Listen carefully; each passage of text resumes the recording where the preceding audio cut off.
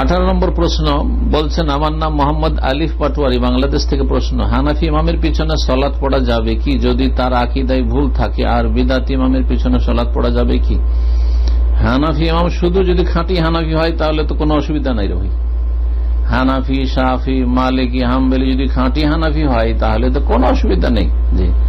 যেখানে কোরআন হাদিসের দলিল পাবে সেটাই হচ্ছে ইমাম আবু হানিফার মযহাব, সেটা হচ্ছে ইমাম শাফি, মালিক, আহমদের মযহাব, আর সেটাই আহলে হাদিস ওলামারা বলছে যা সাহাল হাদিস ও ফাহু মাযহাবি। খাঁটি হানাফি হওয়ার দাওয়াত দিচ্ছি সমস্ত হানাফি ভাই বোনদেরকে, শাফিঈদেরকে, মালিকি, হাম্বলি সকলকে।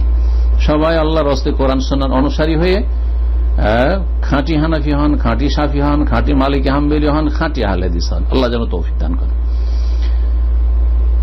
আর যদি হানাফির নামে জালিয়াতি, হানাফির নামে আপনি বেরেলভি, কাদিয়ানি, দেওবন্দি, তবলিগি, মওদুদিবাদী, এই যে 5টা ভাগ হয়েছে ভারত, বাংলাদেশ, পাকিস্তানে, হানাফিরা 5 ভাগে বিভক্ত, এইগুলো হচ্ছে নকল হানাফি। এইরকম নকল হানাফি হলে কাজ হবে না।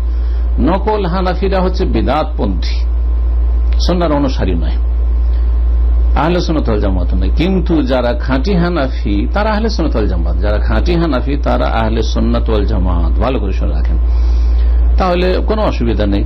আর তারপরে যারা বিদআতপন্থী তাদের বিদআতগুলি 2 ভাগে বিভক্ত।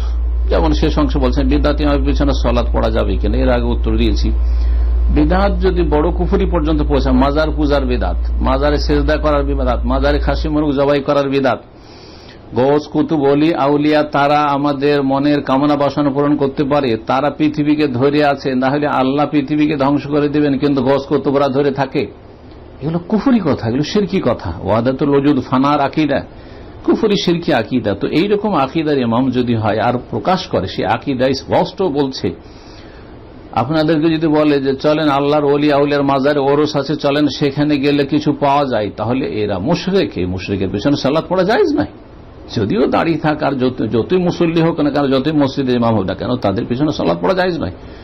কিন্তু যদি বিদআত থাকে, নিয়তের বিদআত, সম্মিলিত মোনাজাতের বিদআত, আর এইরকম ধরনের বেশ অনেক বিদআত রয়েছে যে বিদআতগুলি করে থাকে তারা, কোরআন খানির বিদআত, বক্সানোর বিদআত, কিন্তু তারা বড় শিরক থেকে সতর্ক সাবধান করে, মাজারে যেতে নিষেধ করে, মাজারে সেজদা করতে নিষেধ করে, ওয়াহদাতুল ওজুদ হুলুলের আকীদা তারা বিশ্বাস করে না, তাহলে তারা আহলে সুন্নাত ওয়াল জামাত। যদিও কিছু ত্রুটি তাদের রয়েছে, বিদআতের ত্রুটি, কিন্তু সেগুলি কুফরি পর্যন্ত পৌঁছায় না। সুতরাং তাদের পিছনে এইরকম বিদআতীদের পিছনে সালাত আদায় করা এইরকমই, যেমন কারো দাড়ি নাই তার পিছনে সালাত পড়া জায়েজ, কারো টাকনার নিচে কাপড় তার পিছনে সালাত পড়া জায়েজ। আল্লাহ যেন বুঝার তৌফিক দান করে, মধ্যম পন্থা অবলম্বনের তৌফিক দান করেন।